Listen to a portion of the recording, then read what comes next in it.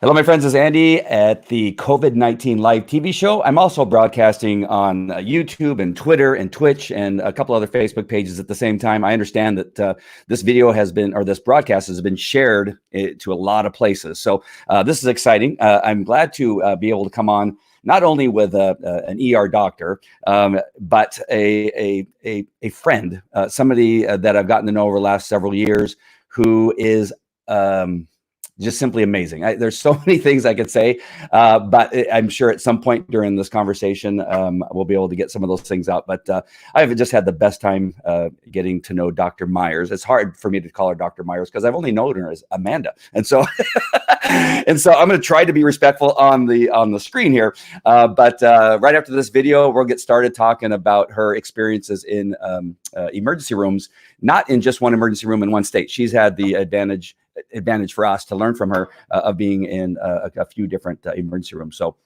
right after this video, you'll meet Amanda Myers.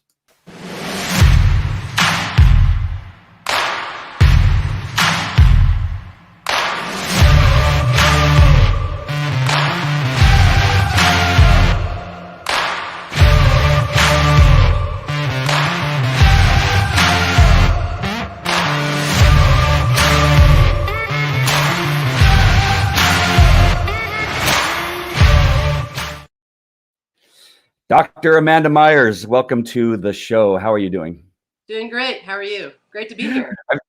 I'm still laughing because I was asking you stuff before we were on and you thought we were on. You were so professional, by the way. I was like, wow, that's not the Amanda, I know you're a professional, but we're friends, so it's hard. And very quickly, because I want to get to the good stuff quickly, but I want to first have you tell people who you are and why we should even be listening to you as maybe even an expert in this area right now. Well, I am a pediatric emergency medicine physician. So I did training in pediatric residency and then did a 3-year fellowship in the emergency department. So that's been my sort of life career, has been working in children's hospitals, in the emergency rooms. We manage 21 and under for the most part. So fairly consistently, 18 and under. The 21 and under tend to float into the adult arena decently fast. I was in academics for a really long time, and then just needed a little bit of a break from all of the teaching, training, research, and jumped into doing locums work. So I now contract with different hospitals that don't have enough staffing and travel to wherever that location is and help fill shift time for them. So I'm just a little pop-off valve for a little bit, for just a little break from the academic side of the world. But it's been very interesting to travel and see different places and how they sort of, what their protocols run like and what their culture is, their milieu is. We all do medicine, but we do it differently in different locations. So it's been a great learning experience for me. Well, and I also have to say that I've seen you in your role as an ER doctor. Amanda is a beloved member of our mastermind group where we travel and spend time in other places with our group. We call them retreats, mastermind retreats. And, we've had, there's bound to be an accident from time to time. And there was, and in the almost, it seemed like the middle of the night. Right. And there was one of our members on the ground with a badly broken leg. Man, I filmed the whole thing. It was, well, how come you weren't helping? Well, I was busy filming. I had to catch it. And when the patient arrived at the hospital, they go, man, who did this? There must have been a professional, and then just did an amazing job of taking one. So I've seen her in action, and she's fantastic. So I want to jump right into this COVID-19 thing that you've had a lot of experience in now over the last couple months, I'm assuming. First, I want to know, how many different hospitals, emergency rooms have you been working in over the last couple months? I'm working in Florida and Tampa, and I'm working in Dayton, Ohio. So only 2 right now that I've been toggling back and forth between.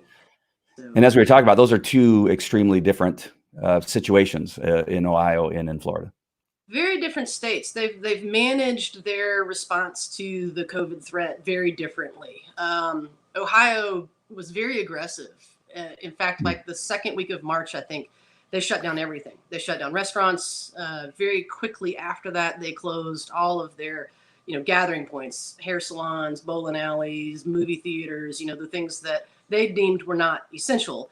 realistically, they shut down very fast and stopped children going to school and put in a shelter in place or stay home, as they say, order. So they were very aggressive. And Florida has been kind of the exact opposite of that. Their state has allowed cities to pick what they want to do. The only place that the governor has really mandated action is in the Miami-Dade County area, and then in the Fort Lauderdale area, where a large percent of cases have occurred. So, it's different in each city that you're going to in Florida as to what your rule is today. So it's a very different mix, So it's always interesting to fly someplace and try to figure out, what am I doing today? Is it a mask that I have to wear, or is it we're all kind of 6 feet apart? We get that part right now, but what else is required? So yeah. One thing, and I don't know if I'm jumping into this part too early, but I just heard a report out in New York that they're finding that the most people that have contracted the COVID-19 virus are people that have been at home, as opposed to that kind of thing. That I'm not sure if you saw that, but what do you think of that? I mean, we're being all told to stay home, and yet it seems like staying home is now possibly one of those places where we can get it. I feel like we don't have great data on the numbers. And I think that everyone in medicine is struggling with that because we look at the people that we've tested to know our numbers, and then we look at our hospitalizations and our mortality rates in order to kind of know, what our death number is. But the truth is we're not testing the entire American population. We've done something like 6 million tests. Well, that's a very small percent of our total population. So if we tested everyone, which there's a push to do eventually, we may see those numbers are vastly larger from a perspective of how many people are sick. And, the perspective here again is that this virus will create, much like a common cold, a viral syndrome. So snot, cough, and fever, body aches, sore throats. You're just going to feel really lousy for a week, 10 days, something along those lines. And then 80 to 85% of these people recover. That's it. That's all you got. You just had a common cold and you laid on your couch for a couple of days. There's a percentage of our population that is really succumbing to this viral process and having secondary complications. And a smaller percentage of them are requiring hospitalization. And then a smaller percentage of them are going into our intensive care units. And a smaller percentage of them are really our mortality numbers. So, but what I think the hype about this virus is that we just don't know what it's going to do. We don't know what it's going to do in large group, sort of exposure. But the truth is, all of us are probably going to have this at some point in the game. And so that's the conversation right now on the table is, do we just get back out and do life? Are we at a point where we feel like capturing some sort of exposure level, creating a herd immunity is a smart choice, And I think a lot of America has looked at it and said, we know that more people will get sick if we start running around again together, and there will be a percentage of people that will die, and we're comfortable with that. Like that's, I think, the choice right now. And it's kind of that old adage when we were kids and somebody on our block got chicken pox. Did your mom take you over to that house to get chicken pox so that you got it when you were little and it was maybe easier on you? There's that whole theory. So I think this is the same concept. This is the same question. Do we just expose everybody and get us an immunity built or building so that we can then maybe move forward with this virus? Or do we think that's still too risky? Do we feel like too many people are going to end up with a mortality consequence that is, not acceptable on a level? Right. And we're taking risks all the time. And so that's kind of where I kind of fall, is that that if you don't ever want to be in a car accident, don't get in a car, right? Because you're going to, but if you want to get from point A to point B and the way to get there is the car, then you take that risk. That's always a risk, getting in the car and pulling out of that driveway. And so we don't do this for all the other things, getting on a plane, and, climbing a rock, going up and down stairs like Judy, So what I think I just heard a little bit of your feelings on it, but what is your thoughts about opening back up our country so that we can begin to mingle again? I think generically, if you're healthy, getting back out there and being around people, as long as you're smart about it, clearly, if you have symptoms of an illness, stay home. Don't expose people. Right. If you're around somebody out in public that has that, then avoid them. You know what I mean? Like, you've got to play the game decently, intelligently. But for the vast number of people that are healthy and potentially even young, which we seem to have a fewer significant risk factors in the young population from. Oh no. Come back, Dr. Myers. You're there. You froze Am up I for back? just a second. There, Oh, you're back. okay. Yeah. So, I mean, I feel like if you're young and relatively healthy, then this may not be a problem. You're probably going to fit into that 80 to 85% of the population that just has a common cold. But if you're older, or if you have what we would call in medicine a comorbidity, if you have high blood pressure, diabetes, a cardiovascular history, then you probably still need to remain isolated and let everyone else create herd immunity for you. And then sometime later this year, determine whether or not you want to break out of your shell and get out of your house. Because you're the risk group, right? You're that 15% that we have to be careful about. So, Cool. you know. Okay. I'm going to get to a couple of questions that kind of are in line with what we're talking about. And April says, I would love to hear if the doctor has any insight about the recent discovery of a population of children in New York that were found to have Kawasaki disease. Is that related to COVID-19? So Kawasaki's disease is actually a blood vessel problem that we think is triggered by a viral process, but we don't really know which one. And its biggest risk is that the blood vessel that Kawasaki likes to damage is one of the coronary arteries, which is the blood vessel that actually gives oxygen to the heart. So if your coronary arteries become thick or have plaque or somehow become damaged, then the heart itself will suffer.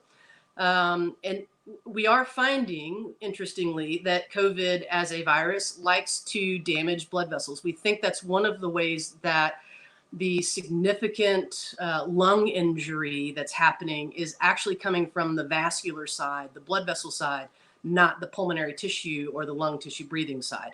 It probably in the end is going to be a combination that we will find. But our concern is that we're getting small blood vessel injury, which is then creating damage, swelling, and edema in the lung process, which is making these patients, their ventilation status different. And in the end, causing them to not be able to breathe. And that's how we're losing them. So it's not a jump to say that potentially in the pediatric world, we're going to find blood vessel problems as well. It's just a matter of what, how, and when. And there is a pocket in New York, and arguably New York is one of our highest incident cities where we're seeing this virus. And so we're finding a handful of cases of that type of an illness in the pediatric population as well. So we're trending it, we're following it. We don't know. Unfortunately, we don't know if that's going to happen in other areas of large population virus or in random small pockets someplace. We just don't know yet. So it's something we're following and keeping a very careful eye on. And just to follow up on some of your statements you made, there's some reports I hear it on the news. I watch a lot of news, and I know some people are afraid to watch the news, but I tend to analyze everything, and then if I really want to learn something, I then do some research to find out where it's at. Not always do I find the answer. Sometimes we just don't know. And this is one of those things where there is some reports that some younger people, and of course the reports are always that it tends to attack the old and sick, like you were saying, people that have other underlying problems.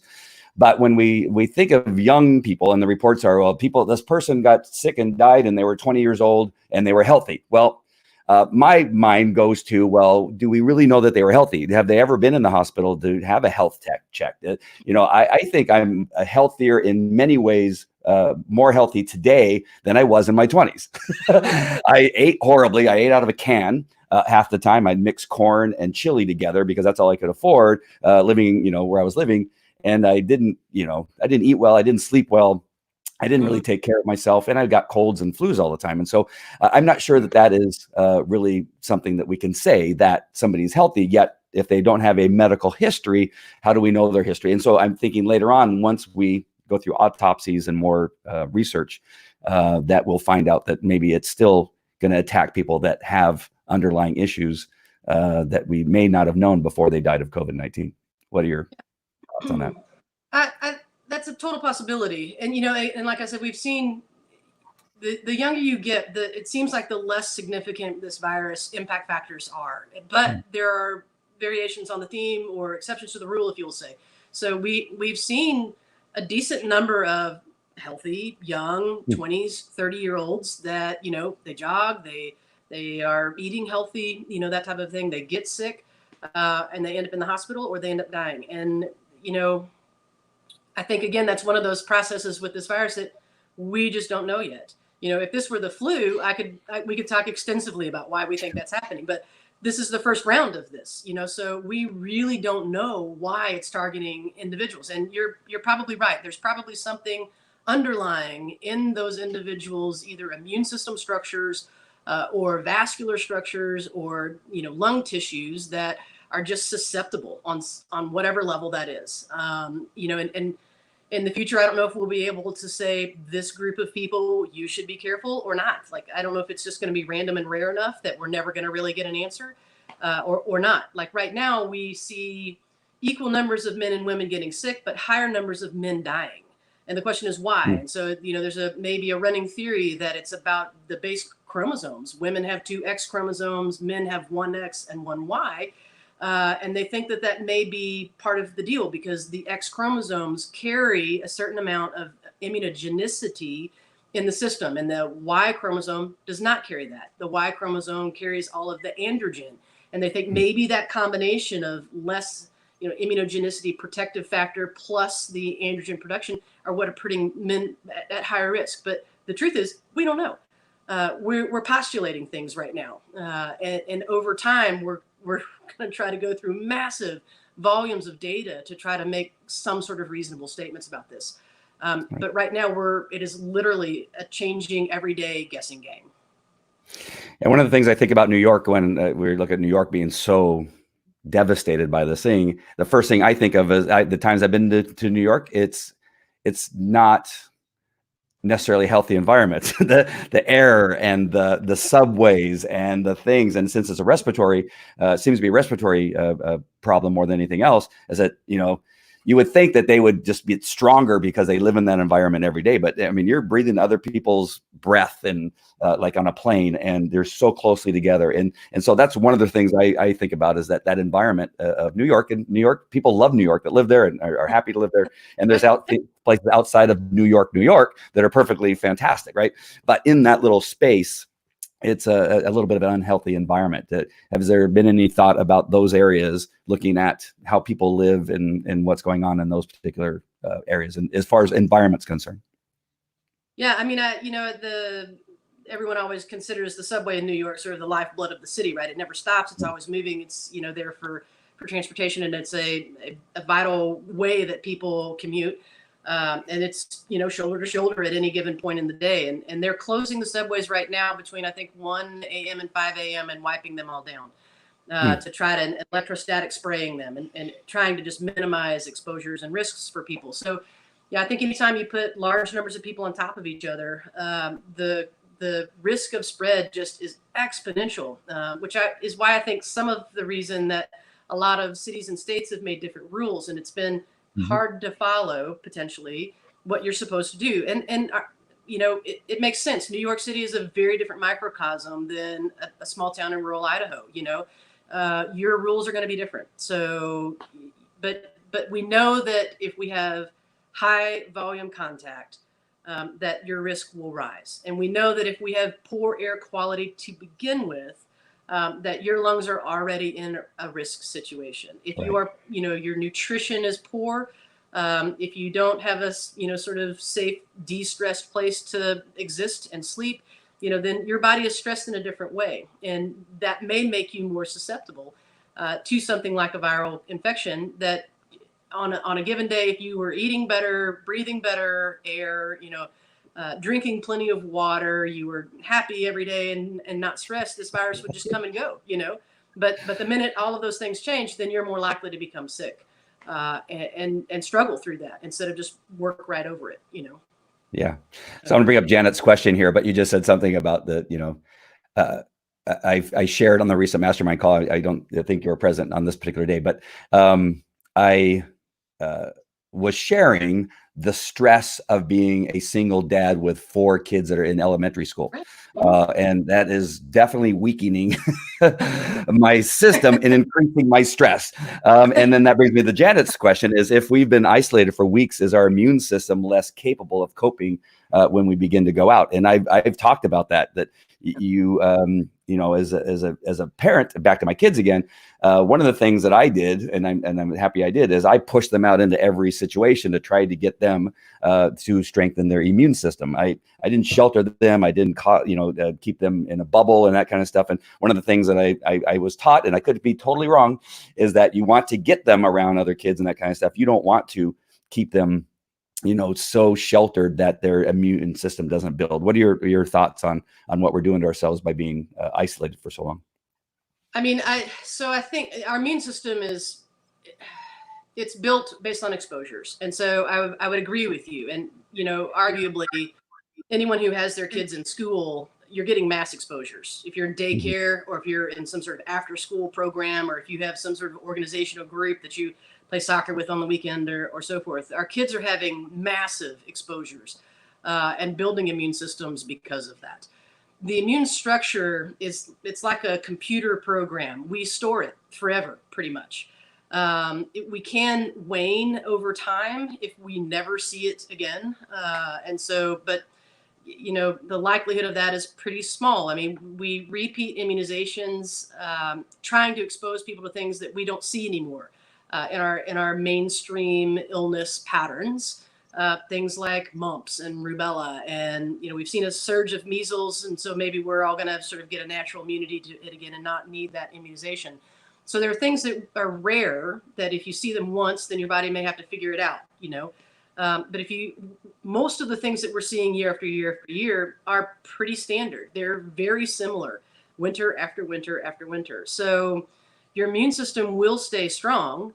It's just with COVID, we don't have any real memory pattern to it at this point in the game. So that's the risk factor. This is something new that your body has never seen. It is not a protein structure that is normally in the human population. The theory is that this came out of the animal population and it jumped over into the human world. And those types of processes, when we jump out of populations, can be very devastating, which is why we have this pandemic going on. So nobody has immunity to this. Nobody knows what their body is going to do with it. And that's why there's a big fear factor. How bad will it make you before your body will recognize it and potentially fight against it? And will we see this season after season? We're expecting to, frankly, because it's surviving in large, numbers across the world in that population sort of zone. We anticipate this looking a lot like flu for us. We're going to see coronavirus every single winter. It will travel through our globe. It'll be in the southern hemisphere during their winter. It's going to come back up north during our winter. We expect to see a cycle much like we see flu every season. Good news. Thanks. Right. Yeah, I know. But again, when we first saw the flus, right, the risk from them was massive, right? Pandemics in 1918, and then again in the mid 50s, those were large outbreaks of flu that we hadn't seen. It's trended with that similarly when we had the SARS coronavirus 1 that came out. That virus actually replicated in a way, it made a mistake in its replication, and it coded itself to die. And so that's why we don't really see that virus anymore. This COVID-2, this coronavirus 2 that we have is actually becoming a little more viable as it is replicating. So we feel like we're going to continue to see it. But a lot of these viruses will spin out in their replication cycles, but we're not seeing this one do that. So our expectation will be that it's going to be here again next winter. It's just a matter of, if we've seen it this winter, will it be easier on us next winter? And the expectation is yes, because that's how most of our processes work. The first time you see it, it's challenging. The second time you see it, it's not as challenging. By the third or the fourth time, it's like, I feel fine, So right. It's like anything else in life. When you first learned how to tie your shoes, was it easy? No. Did you have to think about it? Yes. Did most of us make up a little rhyme of some kind going around a tree and something that all of that. And I don't even know how I tied my shoes this morning. Like, they're just there. Like, they're on. I'm not sure. Like, I know I had to, but I don't know how I did that. You know what I mean? Was Right. it left over right? I don't even know. And that's the way our immune system works. As we learn, we're better, we're more efficient, we're more effective, we're more targeted, and we have fewer and fewer symptoms from those viruses that we're exposed to. Great. So I want to jump into treatments really quick. We may come back to some of the stuff in a second, but first of all, what's your favorite treatment, and is it different? Do you have a different treatment for the people in Florida, or their protocols as opposed to Dayton, Ohio? Is there something different with that hospital as far as protocols are concerned and what they choose to use? I know it's a really big question, but it's kind of two. What's your favorite, and then how's it different in each one of those locations? So the bad news is we really don't have protocols for treatment. They are all supportive at this point because we do not have products that we know will be effective. And so the vast majority of what we do is if you're dehydrated, we give you fluids. If you are breathing poorly, we help beginning to assist your oxygenation. And there's lots of layers of being able to do that, from just nasal cannulas to we blow pressured air into you into a high flow situation, then into the realm of intubations. So where we're actually putting tubes into the chest and moving air for you from that mechanism. So it's all supportive, unfortunately. I would argue that the vast majority of America at home should be supplementing up. I'm a big fan of that. I like vitamins a lot. They're very useful for our immune system in order to keep it healthy and strong and functioning well for us. So I would certainly pay attention to vitamins and to hydration levels and resting and so forth to keep your immune system healthy and moving forward for you. In the hospital, what we have done with this virus is we've taken the whole virus apart, and we are looking for proteins that virus shares with our protein structure. And right now there are about 350 similar proteins between us and it. And on our market right now, we have developed drugs that we use for different purposes. There are all kinds of different categories. There are about 70 of them, though, that target somewhere in the chain of replication or function of these proteins, a mechanism to change that protein structure. So we have a massive number of trials going on across the United States that are looking at these 70 different products, these already developed medicines, to see if they're helpful against this COVID virus.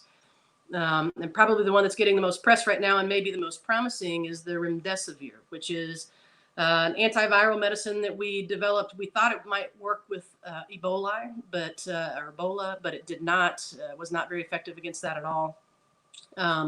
So it doesn't actually have a labeling yet. It's just sort of what we call a product that has been developed but doesn't have a purpose. But in this particular setting, it changes the way this virus can replicate. And they're doing a large, extensive study across the United States to the NIH. They did a interim data analysis that tells us that potentially it is changing the course of hospitalization by 4 days, which may not sound like a big deal, but across time, if I can shorten everybody's course by 4 days, when we look at are we overwhelming our medical healthcare system and the available tools that we have to provide care for people, 4 days could really matter. We're only in interim data analysis right now with it. So there was a hint of potentially that it's changing survivability, which would be awesome, but we don't have enough data to really probably answer that direct question. So we're waiting for information in order to kind of know what we can do better. So, again, unfortunately, we're really in supportive care at this point. So it was a couple of weeks ago or a week ago, I can't remember now, but we had a discussion where you mentioned 10,000 IUs of vitamin C. Is that correct? Is something that you would suggest people have? Vitamin D is the 10,000 Vitamin D. international units. Yeah, D3 actually, and I like immune system support is super valuable, and 1,000 milligrams of vitamin C. It's one of the building blocks of your immune system. Daily would be on the list. The vitamin B6 B6 would be 250 milligrams in a day. Vitamin E at 400 international units or IU units per day would be great. It's a great antioxidant. Zinc and selenium, kind of those micro components of the immune system, but if you don't have them, it won't work. So, and a lot of these you can get them in a common good multivitamin, so you don't have to take like 9 different pills in a day. But I was writing it all down. I'm going, wow, that's a lot of pills to take. Right, totally, yeah. So, but the vitamin C, you would probably have to do something different with, potentially the vitamin E, and then the big player I think right now is vitamin D3. It really does change the way that the virus can actually stick to the lung tissue cell, which if it can't stick, then we Oh no, right? And the and most, then sorry, creating an you're gonna have to injury. repeat. You have to go back. You have to rewind a couple seconds and then talk about it one more time. What you were just saying. Okay. Yeah, You glitched. yeah, no worries. So D3 actually helps change lung tissue, Okay. so that the virus will not be able to stick to the cell surface as well, which means it may change how it can enter the cell and get you sick. And unfortunately, a lot of America is vitamin D deficient. So, across the board, that may be one of the reasons that we're seeing such a huge impact factor in the lung tissue from this virus itself. We have studied vitamin D3 intake up to 60,000 units a day. So 10,000 units a day it seems like a really high number, but arguably it's not. So would highly recommend D3. Yeah. And can you get these at Mother's Market or any vitamin? Yeah. Yeah. Most pharmacies have a pretty decent, aisle of options. It's as simple as whatever grocery store that you go to already. If you like the health food store, certainly they would have that as an option as well. The biggest difference is, for the vitamin D3, they sell it in like 1,000 units, 2,000 units, 5,000 units. They do make a 10,000 units. So you just have to kind of figure out how many of them what is your store offering in units, and then how many of those do you take? So. Is there a brand that you recommend, or I mean, can anybody make vitamin D3 well so that it's good and doesn't have a bunch of fillers in it or some other substance in there that we don't want? Or I mean, how do we know what we're getting is what is in the Right, exactly. I mean, yeah, I've got 2 different brands here, and I really feel like it's probably more about availability. Like where are you in your store and in your market? A lot of these are very similar. They've got a standard gel cap surrounding the vitamin D3. They've all had to pass safety codes to be, mass marketed and then sold in the stores. What the FDA doesn't always do is review, especially in the homeopathic range, they'll tell you that they've not been studied. And so they don't know the complete side effect profile of them. But the standard vitamins are fairly well studied, and you have to meet, criteria in order to produce them. So if you've got a favorite brand, go for it. If you don't, most of the stores are carrying the same sort of branding labels across the board. I like Standard Process. It's a really, I think, well-made product, but not everybody can get to that. And it's commonly you have to have someone who distributes it and then order through them. So maybe a little bit of a time gap for a lot of people. Access may be different. On our mastermind call, you mentioned a doctor, and I went and liked the page really quick, and I probably could go to my Facebook and find it. What's the doctor that we talked about on our mastermind? Do you remember that? He has a Facebook page, and he's very popular in vitamins and in that area. If it comes to you, fine. If not, I'll find it and I'll put it in there. I'll try to remember. An older guy. He's about in his 60s or 70s. Does some videos on Facebook. Anyway, I'm sorry I brought it up because I probably should have thought of it beforehand. I hate it when I do that. I follow a couple of different. I'm trying to think of what we had talked about. Yeah, I'll find it and then I'll put it in the comments. Yeah. I got a really long question here. It's even covering your face. One of the things I'm struggling with right now is whether or not to allow my son to be back among the kids for summer camp. Is it better for me to have him around other kids as soon as possible, even though he has a weakened immune system already? Or should I wait it out until school starts back up and allow some time to see what happens as the people go back to the masses? Her child, and I'm sure she doesn't mind me sharing this, is autistic and has, obviously some other health issues going along with that. I mean, again, I would argue that if you have a health complication, if your immune system isn't strong, I would allow the remingling to proceed without you. To try to reintroduce quickly. I mean, it's with trepidation that we are doing this. In the medical community, we are.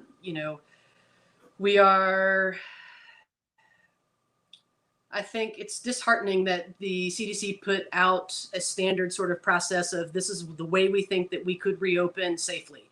And a lot of places are not doing that. They're just making their own sort of unilateral decisions for their population in their states or in their cities. And I totally get that. The economics are real. They are damaging. They could have a long-term effect. So I understand the balance that people are trying to create.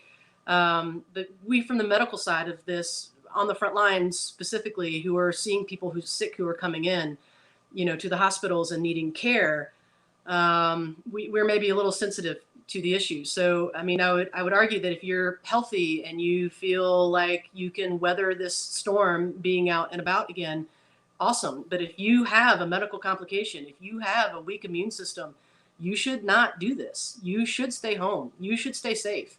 And allow this to blow over a little bit further, because we still just don't know enough about it. And we don't have any real help at this point in the game other than supportive care for anyone, and that hopefully will change in the next 3 to 6 months. But at this point in the game, there's not much we can do other than help maybe sustain normal body function for you if you encounter this illness and get sick. So I would caution anyone who has a complication to be very careful about your re-exposure. Great. I think it's a little bit of a statement, but I think I'd like to hear your thoughts on it. We need to have much more education on how to boost our own systems, give your body what it needs, and watch what it does.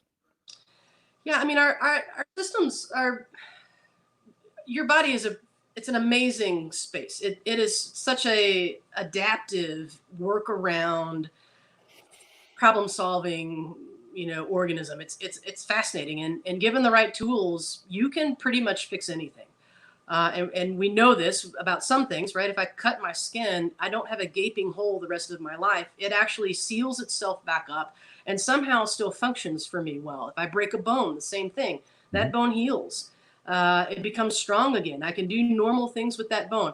So, when we look at the sort of resilience of our own systems, it's impressive. So given the right tools set up in a correct fashion, your body can pretty much overcome anything.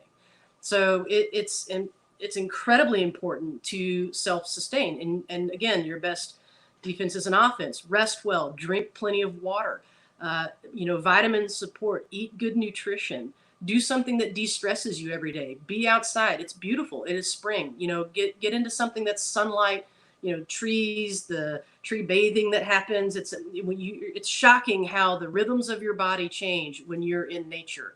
And it doesn't take a long time to make that happen. So, anything that you can do to set yourself up for success is arguably important right now. Right.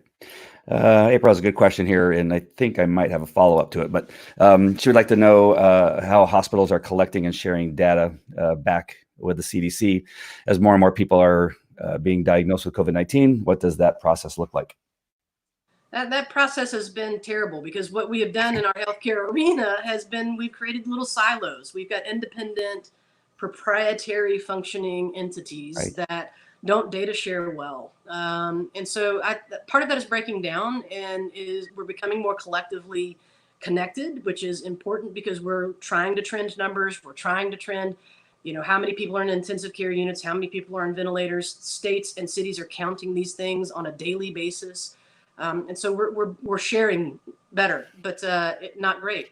So, which is part of why our numbers are not super reflective of the reality, probably, which is that a lot more people are sick with this virus than we're knowing, that we're actually reporting.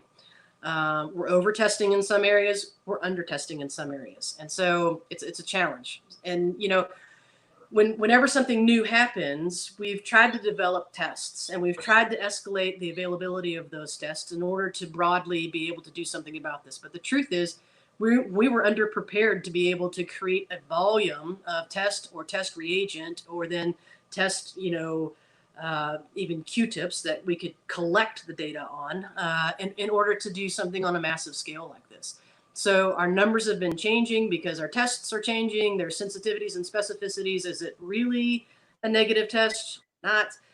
Those questions have to be answered and developed over time. So, again, I feel like we probably have a higher percentage of the population that either has this virus or has had this virus than we even realize or recognize. So, right. What you're talking about, I think, is almost every industry in law enforcement. You had certain divisions that wouldn't share information because they wanted to be the one to capture the big, kingpin, right? And so, they would hide information, or they would, only give limited information because they want to be the hospital, not the hospital, but the the agency that solved the problem. In dog training, there's just misinformation and things like that are happening all the time. It's because people have their own ideas for their, what it is that they want it to show, right? They want to show that this thing that they do is way better than the thing that you are doing. And I got a text the other day, which is causing me concern, where somebody had their older parent died of cancer, but he also had COVID-19, and they listed it as a COVID-19 death, not a cancer death. And he goes, he was dying of cancer. We know he was dying of cancer. And the time frame that they gave us for him to live and then die was when he died, but he had COVID-19. So they listed it as a COVID-19. And I think that kind of thing is really going to throw off the data, because did he die of this or did he die of that? And right. I'm hearing other stories too, even worse in New York, especially. Yeah. And I think, that will be the challenge, right? Because everyone who dies that has a COVID positive test, they will list as a COVID death. And was it really the process that killed him, or was it something else? And we just had, that on top of it. And which thing really beat out and became the reason for the death? And a lot of times that's impossible to tease out, unfortunately. And so, but because he was positive, they're going to list him in that realm as a COVID death. And so we're playing the numbers game, right? So across the board, what numbers are we reporting? Are those numbers accurate? Do we have enough numbers to make sense of what's going on or not? And the answer is no, all across the board. We're not testing as aggressively across the nation as we need to be in order to get an accurate picture of what's going on. We don't really know if these tests, if I test you today and I test you tomorrow and I test you the following day and I test you the next day, how many negative tests in a row do I need to make sure that you really don't have this illness? When do you convert and become positive? We still don't know these answers. How many days after your contact or exposure with this virus, how many days does it take you to become sick? We've got incidences with people that we've tested 45 days in a row. They've been positive the entire time and never shown a symptom. So we just don't know much about this thing yet. And so it's hard to report accurately. Right. And then for the last several weeks, when the media has changed their narrative, it's all been about this testing. I mean, you can't go free until we have more testing. The problem with testing, and this is, again, my point of view, I may be completely off base, is that testing really for me seems to be, it's more about data, who has it, who had it, and who doesn't have it, than whether you're going to get it or not. It's not going to make you safer because you have a test, right, or because your spouse had a test or what have you. It's just, do I have it now? Because right, as soon as I walk out that door, I can have it, right? And so the right, testing is really a strange right, thing that people have this narrative that, well, we can't go out, we have to wait until June because there's not enough testing. Well, yeah, the testing is really not going to change whether you get it or not, is my feeling. Right. And that's true. And so, again, I think in the first phase of this, we were aggressive about trying to get a test that says yes or no. For sick people who have presented to the hospital, we need to know how to care for you. We needed to know how to protect other patients from you and protect staff. So the testing becomes that point of, do you have your cancer process that's ongoing, or do you have something that is highly contagious that's also going to be part of the picture for your current acute setting illness that you're experiencing?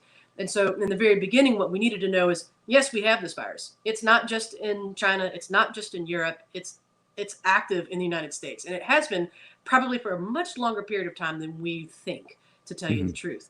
So knowing what you've got is important if you're sick enough to be needing help. Past that, the test being positive or negative won't really help you at all. What we really want to do now is move into antibody testing. I want to know if you've been exposed and did you create an immune reaction or response or memory to that exposure? And if you do have it, how good is it? So if I put you back in the main population, if you see this virus again, will you get sick a second time or not? So what we really want to phase into at this point in the game is antibody testing, because that's where we know, have you had it? Have you not had it? What's your risk level of being out and about? If you've had it before, then we anticipate you being protected on a level from potentially a second round of illness, or if you do get sick a second time, it won't be as bad. So really the antibodies are the answer, in my opinion, from that perspective. Awesome. I'm going to get, we have a lot of questions. And if you're watching, continue to ask questions, and maybe I could get Dr. Myers to go through them later on, because I'm probably not going to get through all of them because we've already been on for 45 minutes. And I know that you have another thing that you got to do very shortly. And some of them, I don't know if they're telling people, but does this make sense? Does this Mercola, is that anything? I don't know that. No. Me either. And so I thought, what about this? Gay no, with a question mark. Don't know about that. Don't know that. All right. How about this one? What are your thoughts on niacin? Niacin. I think it's a good supplement. It's one of the sort of micro players in the immune structure. So it's a reasonable addition into a spectrum of just body support, immune health. Okay. April says, thank you for the feedback that you gave her earlier on the summer camp with her kid. And then we have April again. She has a lot of questions. Does taking CBD oil daily help in the battle against COVID-19? Or do you really not know the answer to that yet? That's an interesting question, considering I have a show called Today's CBD Oil. Mm-hmm. Yeah, I mean, I don't know that we've got any data that connects CBD oil and COVID-19. I would argue, though, if you are supplementing your system, I would not change that pattern at this point in the game, because your body definitely begins to work with the products that you're using. So withdrawal from them can create some issues that may be brief, depending on what the product is across the board. I don't know that there's any data that says CBD oil could make COVID worse. So again, we're just learning, we're new. We just don't have enough data probably to answer fully that question. So I'll just answer a little bit, not a doctor, and I'm not a researcher, but I can only say that since I've been taking CBD oil on a regular basis, along with some other supplements that I take, I feel healthier, happier, less stressed than I've felt, I think, almost in my entire life. Maybe going all the way back to being a teenager. I first thought about attempting suicide when I was, in my early 20s.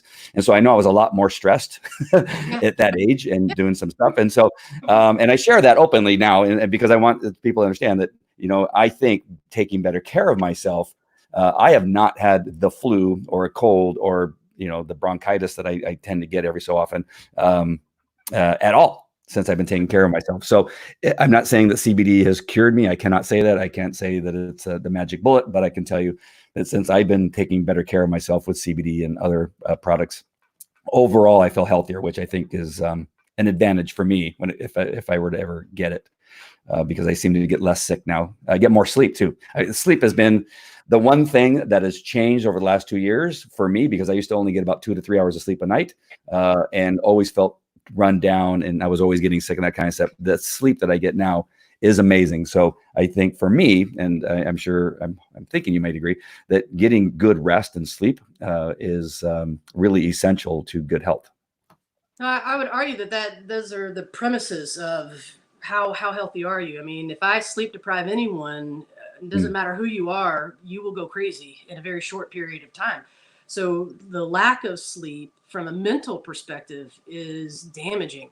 But not only that, our sleeping phases are when our bodies actively begin to repair and replace cell structures. And so having that really deep, restful time frame is that rejuvenation sort of zone for our systems. And so it's vital for healthy cell structures to do that. And like you, I tend to do pulse electromagnetic field management. I've had some injuries in the past that are still sort of challenging for me. So I do a lot of MagnaWave treatments where I'm doing pulse electromagnetic field exposures where it really resets your cell and gets it working and functioning on a level that is sort of energy perspective and maintenance and blood flow and oxygenation that changes everything. And I sleep better, I feel better, my mental status is better, the whole deal. So finding something in your world that rejuvenates you, whether that's, physically or mentally, is critical right now. Really is, especially when we look at the isolation that this virus is creating. We are, as a population, very social.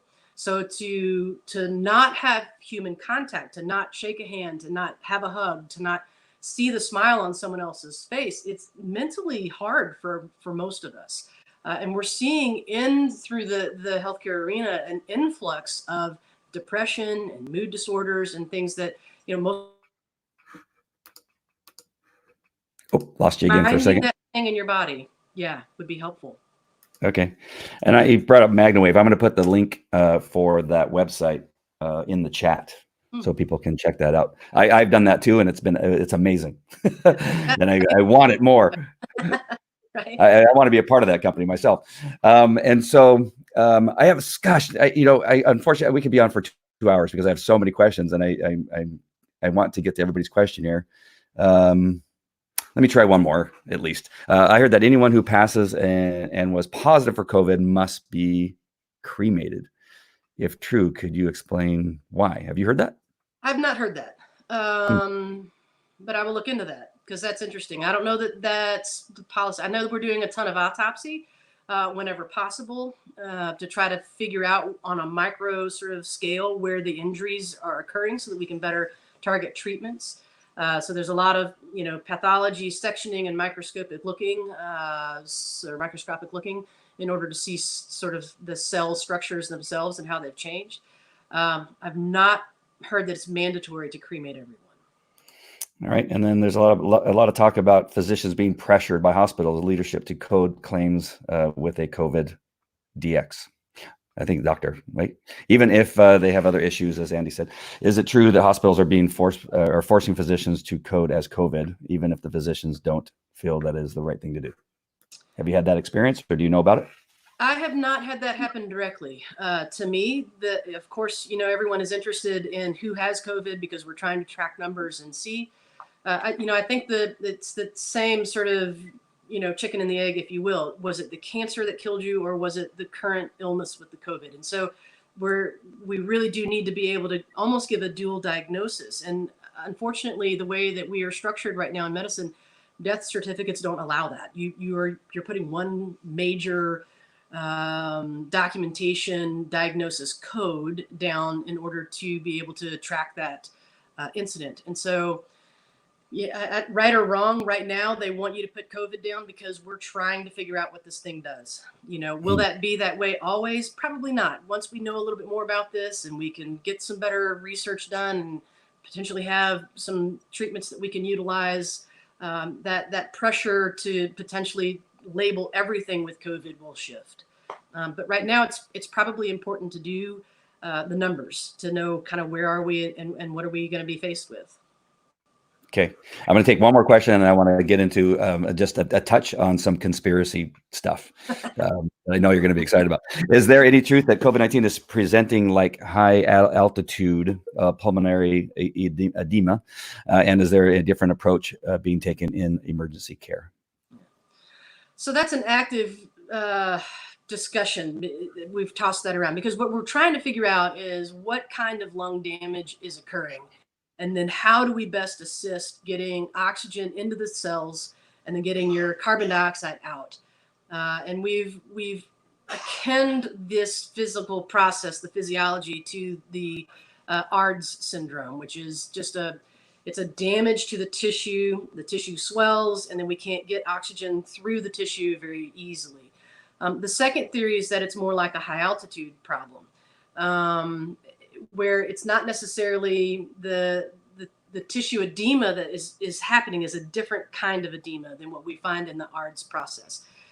And there have been a lot of discussions on the critical care websites about how are we ventilating, and is it high pressure, is it low pressure, how elastic or mobile is the lung tissue itself. if we put too much pressure in that, does it damage that mobility, or does it damage that fine little layer of cell structures? And the HAPE, or high altitude pulmonary edema process, people actively talked about, but they think that that is different than what we're seeing with COVID-19. Again, we feel like this is maybe more on the vascular side than on the lung tissue side, maybe a little bit more endothelium related and connected. We're getting microclots in the lungs that improve actually with blood thinners. That's kind of the latest thing this last week that we figured out. So it's a moving target. We still, how long are you ventilated? How much pressure do you need? How much oxygen do you have to maintain on a percent level to keep you breathing? And then how do we recover you? That's the bigger question, because it seems like a lot of the high percent of our people that actually end up on ventilators end up dying. We're not getting them off of the ventilator. And the question is, how do we ventilate you better to give you a better chance of that being the case, that we can extubate you? Right. All right. So I don't know if anybody noticed, but I didn't put COVID-19 in the title or description of this broadcast, because when some people are either talking common sense in regard to this, or they bring up some theory that some other people say is a conspiracy theory, when in fact it's probably not. I didn't want to take a chance at having it taken down on YouTube or anything like that. I wanted this to continue to live, because I think the information, I'm blown away by the information. I've learned so much from you already today. But then getting into the area, what are your thoughts on where this thing came from? I'll leave that kind of wide open. China, the bat, the Wuhan laboratory. What are your thoughts on all that, and how do you feel about all this controversy about it? I arguably, I don't know that we'll ever know the truth. They're having active conversations right now that there's enough information that says that this came from the lab, and yet there's not enough proof that says that that is actually the way that this worked. The truth of the setting is that China has a large research lab that is blocks away from this wet market where they think this outbreak happened. So was this something that came out of the animal population that's prevalent in that zone, or was this somebody that either smuggled it out of the lab or just got contaminated themselves and didn't realize it, and then hung out at this market? I don't know. I think that we don't have accurate numbers from China. I think that this illness cycle was going on significantly earlier than when they started letting the rest of the world know that this was going on. They keep changing their numbers of sick and dead, which is always fascinating. So how much of it is true and how much of it is not true, we don't really know. And that's, I think, the shifty part of it, is that if we were getting accurate information from them on all other levels, this conspiracy theory may have died out a lot earlier. But yeah, because we're not getting accurate information kind of across the board, it's hard to trust that this didn't, somehow slip out of a lab, So it's interesting. We don't know. In the medical community, we don't know. This thing is not as perfect as potentially what the HIV vaccine virus is. That virus shifts so regularly, the protein structures on its surfaces, that we constantly have to continue to change medications in order to keep up with it. It's sort of the perfect evolution of a virus that will allow it to survive, right? And in COVID, we're finding that we can target things. That's just, we don't know if those things are going to turn, through the next 3 months into something different, because we've never seen it before. Right. Don't know. So we don't know how viruses. We don't know if this is a lab virus. We don't know if this is a wild virus, because we've never seen it before. We just don't know where it came from. So I know you said we don't know, and I don't know a lot, but considering that China stopped all flights out of Wuhan into China, but allowed flights out of China, is there any chance that you think that it was done on purpose, that they knew that this was bad, and they, hey, let's let the planes fly to all over the world and cause chaos? Yeah, I hate to say that's possible, because I feel like the world has had devastating impact factors from it. So to purposefully do that to the world's population would be criminal. Evil. Across the board criminal. And I don't, but when you look at what China did, it's a lot like what we have done, right? We've kind of fumbled through exposures. How many countries did we say we can't fly into and out of, but allowed flights in and out of other countries? That, overnight those numbers were shifting. And literally on a daily, almost, morning to afternoon sort of time frame, we're changing where we can go and what we can do. And I don't know if maybe China got caught in that same sort of a position. They knew it was bad before they let everyone else know. They knew to control some things in their own space. But did they really limit other people from coming to the country or people going? Not so much. But did they really know that was going to be the impact factor? I don't know it. But if those were calculated choices on their part, shame on them. Because what we're seeing right now is devastating because of their choices. Just really quick, I want to put this up. Nothing like Andy putting Dr. Myers on the spot. That's kind of my thing. It wasn't putting on your spot. I just want to know what your thoughts are. I know, because the conversations we have, you are extremely intelligent, and I know people that are in certain businesses and things like that, and they don't remain in a mode of learning. Right. I think you're one of those people who continues to learn, that you know, and I know that we will never know everything there is to know about our craft. And so what I know about you is that you research and study and read and pay attention, and then you're thoughtful. And then why is that happening? And so I don't feel I was putting you on the spot. I just want to know from an intelligent person who's in the mix and seeing the devastation, how you felt about that. Because I kind of go back and forth so I could go on, and I'm not going to. One last thing, and this will be the last one, and this is not necessarily conspiracy, but it's an issue that gets brought up. Should we have shut down our economy to address this issue? Did we do the right thing? When we look at places like New York, where the volume of people who are sick because of the close contact, because of the continued dinners out, subway use, just life as it was normal for them, they're running 1/3 of our death and 1/3 of our nation's illness are positive sick COVID people. So if we all looked like that, we would have overwhelmed our healthcare system, and we would be forced to make decisions like they did in Italy, where arbitrarily they picked 60 years old. If you were 60 years old and needed intubation, they were going to forego that. You did not have the option to be intubated, because at 60 years and above, 99% of those people were dying in their intubation cycles. So they made a very challenging choice in the face of overwhelming need and overrunning their healthcare system to arbitrarily choose, kind of like in wartime, who lives and who dies. And I feel like closing economies or having people stay home helped flatten that curve. I think we did that. I think we slowed the progression. I think that we did not overwhelm our system. I think that we were able to share between states and cities and hospitals in those areas in order to realistically have the availability of care across the board. Although arguably it was overrun in New York. We've had thousands of people volunteer from the healthcare community to go and assist them, so they needed everything that we could give them because they were overwhelmed. If we'd done that everywhere, we'd have high numbers of death, period.